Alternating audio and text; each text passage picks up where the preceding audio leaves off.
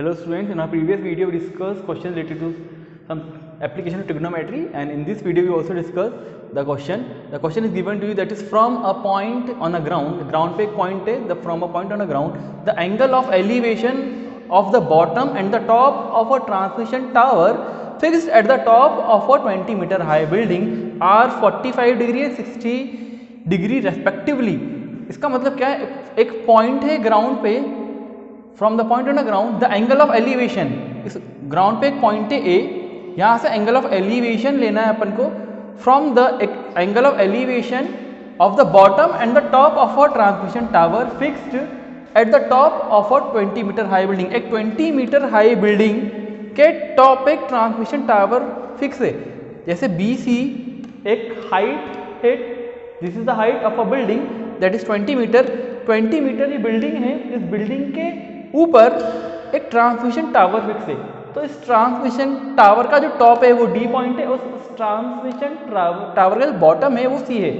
तो transmission tower की बात कर रहे हैं अभी अपन, तो ट्रांसमिशन टावर के टॉप और बॉटम से जो एंगल ऑफ इस पॉइंट ए से ट्रांसमिशन टावर के टॉप पे और पॉइंट ए से ट्रांसमिशन टावर के बॉटम पे जो एंगल ऑफ एलिवेशन बन रहा है वो बन रहा है 45 एंड 60 डिग्री। ठीक है, 45 डिग्री एंगल कम है तो सी पे बनेगा 45 डिग्री, और डी तक एंगल ज़्यादा है तो 60 डिग्री। तो मतलब एक तो बन गया 60 डिग्री पॉइंट डी तक, ग्राउंड से लेके डी तक जो एंगल ऑफ एलिवेशन बन रहा है, और एक बन गया 45 डिग्री जो ग्राउंड से लेके सी तक, सी पॉइंट से एंगल ऑफ एलिवेशन बन रहा है। तो दो एंगल ऑफ एलिवेशन बन रहे हैं। पहला एंगल ऑफ एलिवेशन मैंने आपको पहले बताया था, नीचे से अगर टॉप से बॉटम से अगर ऊपर कोई ऑब्जेक्ट सिचुएटेड है उसको अगर हम ऊपर देखें तो उसको बोलते हैं एंगल ऑफ एलिवेशन। तो ए से डी तक एंगल ऑफ एलिवेशन बन रहा है ग्राउंड से 60 डिग्री, और ए से लेकर सी तक जो बॉटम है ट्रांसमिशन टावर का उस पर एंगल ऑफ एलिवेशन बन रहा है 45 डिग्री। तो एक क्वेश्चन को पढ़ के अच्छे से समझने पे ही आएगा, इसलिए बोलता हूँ मैं क्वेश्चन इस चैप्टर के अंदर बस यही क्वेश्चन इजीली अंडरस्टैंड करो, then according to this question we draw diagram draw कर लिया। 20 मीटर हाई आपने बिल्डिंग बनाई, इसी पर ट्रांसमिशन टावर, इसका टॉप और बॉटम पे एंगल ऑफ एलिवेशन बन रहा है 60 and 45 degree. Let C D be H, C D को मैंने क्या मान लिया, H height of a tower, transmission tower की जो हाइट मैंने एच मान ली सी डी को। Let the C D be height of the transmission tower that is H, और सी बी आपको गिवन है 20 मीटर। नाउ इसके अंदर दो राइट एंगल ट्राइंगल बने, डायग्राम को अच्छे से देखेंगे तो दो right angle there are two right angle triangle in this. First right angle triangle is A B C and second right angle triangle is A B D. तो दो right angle triangle है, दोनों के अंदर क्या लगाने अपन को, दोनों के अंदर ट्रिग्नोमेट्रिक रेशियो लगा देंगे। फर्स्ट ट्राइंगल को अगर मैं ऑब्जर्व कर लूँ तो फर्स्ट ट्राइंगल को ऑब्जर्व करने पे ए बी सी के अंदर आपके पास परपेंडिकुलर गिवन है थीटा के सामने वाली साइड।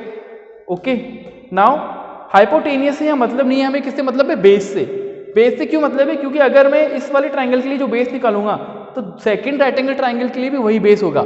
आप देखिए ए बी सी जो राइट एंगल ट्राइंगल है उसका बेस भी ए बी है, और जो A B D right angle triangle उसका बेस भी ए बी है। इसलिए आपको थोड़ा सा अज्यूम करना पड़ेगा, थोड़ा सा कंसंट्रेट करके डायग्राम को देखना पड़ेगा कि भाई जो राइट एंगल ट्राइंगल है दो, तो पहले वाला राइट एंगल ट्राइंगल ले आपने ए बी सी, इसके अंदर निकालना क्या है, 20 मीटर तो आपको दे रखा है।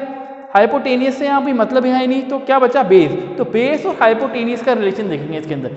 तो बेस और हाइपोटेनियस का रिलेशन, अगेन बेस और हाइपोटेनियस का रिलेशन होता है tan, तो tan थीटा लगा दिया in right angle triangle A B C. tan theta equals perpendicular upon base, perpendicular रखा आपको 20 मीटर एंड बेस आपने को क्या ले लिया आपने, A B, according to diagram. tan 45 degree की वैल्यू होती है 1 is equals to 20 upon A B, cross multiply करेंगे तो ए बी की वैल्यू आएगी 20 मीटर। मतलब जो बेस है आपने इस ट्राइंगल का बेस निकाल लिया, इस डायग्राम में जो ए बी है वो निकाल लिया कितना, 20 मीटर, मतलब बेस भी 20 मीटर है। इसका मतलब A B equals to 20 metre. Question number 1 दे देंगे इसको कि ए बी निकाल लिया आपने 20 metre. Now second right angle, first right angle triangle का काम हो गया, सेकंड राइट एंगल ट्राइंगल में देखते हैं। सेकंड राइट एंगल ट्राइंगल है A B D. A B D right angle triangle के अंदर अगेन आपको हाइट निकालनी है ट्रांसमिशन टावर की। तो जो टोटल हाइट है ट्रांसमिशन टावर की तो h है, लेकिन ये पूरे डायग्राम में राइट एंगल ट्राइंगल बन रहा है जो ए बी डी, जो टोटल हाइट है वो बी डी है। देयरफॉर और टोटल जो एंगल दे रखा है वो दे रखा 60 degree angle of elevation. 60 degree के सामने वाली जो साइड होती है वो होती है पूरी परपेंडिकुलर। तो बी से लेकर डी ये पूरा क्या दे रखा है आपको, परपेंडिकुलर। तो परपेंडिकुलर कितना है, बी डी, और बी डी की वैल्यू है 20 प्लस एच। एंड नीचे क्या दे रखा है आपको, बेस ए बी। तो in right angle triangle A B D you have to apply tan, again tan 60 degree apply करेंगे, क्योंकि यहाँ पे अब थीटा चेंज हो गया, थीटा क्योंकि पूरे ट्राइंगल की बात करें तो थीटा हो गया 60 डिग्री, तो tan 60 डिग्री हो गया परपेंडिकुलर अपॉन बेस। परपेंडिकुलर दे रखा है आपको बी डी, तो परपेंडिकुलर पुट कर दिया बी डी, एंड बेस दे रखा है आपके पास A B. According to diagram tan 60 degree की वैल्यू होती है √3, तो √3 is equals to B D upon A B. B D upon diagram में देखेंगे तो बी डी आ रहा है 20 प्लस एच, तो 20 plus H upon A B की वैल्यू आपने इक्वेशन नंबर 1 से देख लिए। इक्वेशन नंबर 1 में ए बी की वैल्यू 20 दे रखी, तो पुट कर दी, सब्स्टिट्यूट कर दी from A B equals to 20 from equation number 1। So आपका जो कैलकुलेशन हुई वही √3 is equals to H plus 20 upon √3। अब क्या करेंगे, ये A B upon C D की फॉर्म बन रही है, इसका मतलब क्रॉस मल्टीप्लाई करेंगे, 20 डिवाइड जो तरह के मल्टीप्लाई हो जाएगा, तो आएगा 20 √3 is equals to H plus 20। अब h की वैल्यू निकालनी है, प्लस का 20 है, इक्वेशन के सेकंड तरफ आगे माइनस का हो जाएगा, तो 20 √3 minus 20 is equals to h। दोनों में से 20 कॉमन आ रहा है ऑब्जर्व करने पे, 20 को हम कॉमन बाहर निकालेंगे, अंदर बचेगा √3 और यहाँ पे बचेगा कुछ 20 बाहर निकाल लिया तो 1, तो 20 √3 minus 1 is equals to h।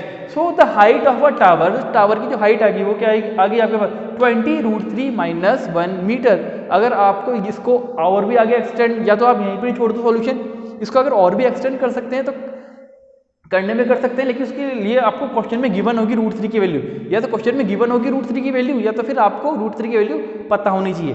वैसे अगर h equals to 20 √3 minus 1 metre, question का जो आंसर आ रहा है height of a transmission tower निकालनी है, तो वो निकल गई है। अगर इसको यहाँ पे भी छोड़ देंगे तो भी आपकी कोई प्रॉब्लम नहीं है, लेकिन बहुत सारे बच्चे होते हैं √3 की वैल्यू भी पुट कर देते हैं, तो √3 की वैल्यू क्या होती है 1.732, या तो क्वेश्चन में गिवन होगी, या तो बच्चे ऐसे अपने उनको याद होती है तो लर्न होती है तो वो पुट कर सकते हैं। तो √3 की वैल्यू वैसे लर्न कर लेना 1.732 होती है, उसको पुट करके भी इसको सॉल्व करके हाइट ऑफ ट्रांसमिशन टावर निकाल सकते हैं।